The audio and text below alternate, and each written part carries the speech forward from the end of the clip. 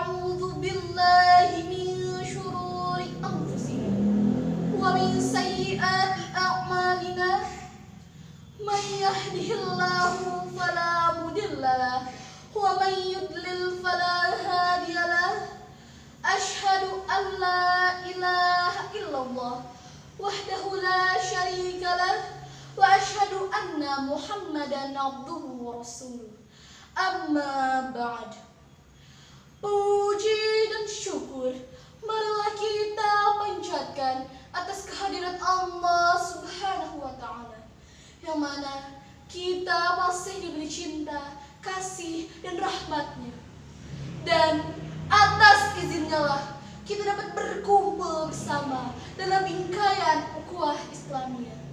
Serta tak lupa salawat dan salam kita curahkan kepada Nabi besar Muhammad Sallallahu Alaihi Wasallam, yang mana kita tunggu syafaatnya di yaumul qiyamah. Salam takzim saya persembahkan kepada dewan juri yang arif dan bijaksana, serta kepada kawan-kawan seperjuangan dan hadirin yang dimuliakan oleh Allah. Hadirin, kita sepatutnya bangga sebagai bangsa Indonesia, bangsa yang penuh akan keanekaragaman budaya, ras, suku, bahasa, agama, dan masih banyak lagi keanekaragaman yang ada. Oleh karena keanekaragaman tersebut, maka sepatutnya kita meningkatkan rasa toleransi yang ada dalam diri dan menjadikan perbedaan sebagai alat untuk menjalin persatuan dan kesatuan. Namun, mirisnya, sebagian dari kita tidak mengetahui akan hal itu. Mereka menjadikan perbedaan sebagai alat untuk memecah belah bangsa.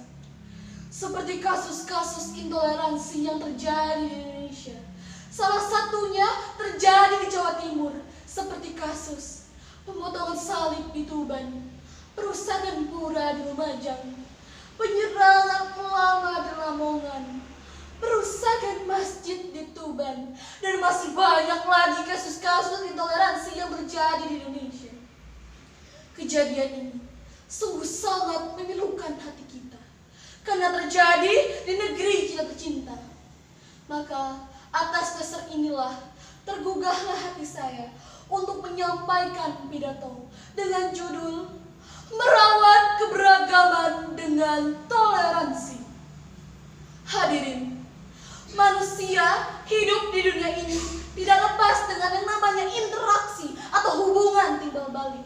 Karena manusia adalah makhluk sosial yang tidak bisa hidup sendiri, apalagi dalam memenuhi kebutuhannya dalam bermasyarakat.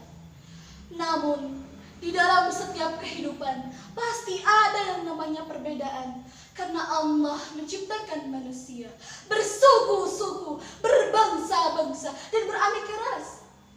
Maka, untuk merawat keberagaman yang ada diperlukan sikap saling menghargai dan menghormati. Sikap saling menghargai ini sering kita artikan dengan kata yang indah dan bermakna. Kata yang sudah tak asing lagi di telinga kita, yakni kata toleransi. Hadirin, arti toleransi secara umum ialah bersikap sabar, menghargai pendapat orang lain, berhati lapang, dan tenggang rasa terhadap orang yang berlainan pandangan atau agama.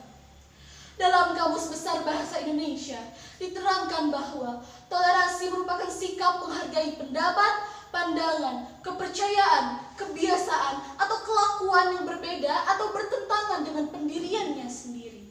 Sedangkan menurut pandangan para ahli, Michael Wessler memandang bahwa toleransi merupakan keniscayaan dalam ruang individu dan ruang publik, karena salah satu tujuan toleransi adalah untuk membangun kehidupan yang damai di antara berbagai kelompok masyarakat. Hadirin, secara sederhana, toleransi merupakan sikap menghargai kemajemukan. Dengan kata lain, sikap ini bukan saja mengakui eksistensi dan hak-hak orang lain, bahkan lebih dari itu, yakni terlibat mengetahui dan memahami adanya kemajemukan. Dan kebebasan dalam beragama adalah hak setiap manusia, sebagaimana Allah berfirman, A'udzu billahi minasy syaithanir rajim. Bismillahirrahmanirrahim. La ikraha fid din. Qad tabayyana rusydu minal ghayy. Faman yakfur bit-taghuti wa yu'min billahi faqad istamsaka bil 'urwatil wuthqa la infisama laha. Wallahu samii'un 'alim. Artinya, tidak ada paksaan dalam beragama Islam. Sungguh telah jelas jalan yang benar dari jalan yang salah. Karena itu, barang siapa yang ingkar kepada taghut, Tuhan selain Allah, lalu ia beriman kepada Allah, maka sungguh ia telah berpegang kepada tali yang sangat kuat dan tidak akan terputus. Allah Maha mendengar lagi Maha mengetahui. Quran Surah Al-Baqarah ayat 256. Hadirin, toleransi beragama ini sudah dijalankan oleh Nabi Muhammad SAW. Salah satu contohnya ialah saat Nabi menjadi pemimpin di Madinah, di mana beliau menyatukan seluruh masyarakat suku yang ada di Madinah. Terbukti dengan adanya perjanjian antara Nabi dengan umat Yahudi dan Nasrani, di mana mereka diperkenankan untuk menjalankan ibadah mereka masing-masing, namun dengan satu syarat, yakni hidup di Madinah haruslah saling menghargai, menjaga kerukunan dan kesatuan Madinah. Hadirin, Islam memerintahkan kepada umatnya untuk toleransi dan tenggang rasa dalam menjalankan ajaran agama mereka masing-masing.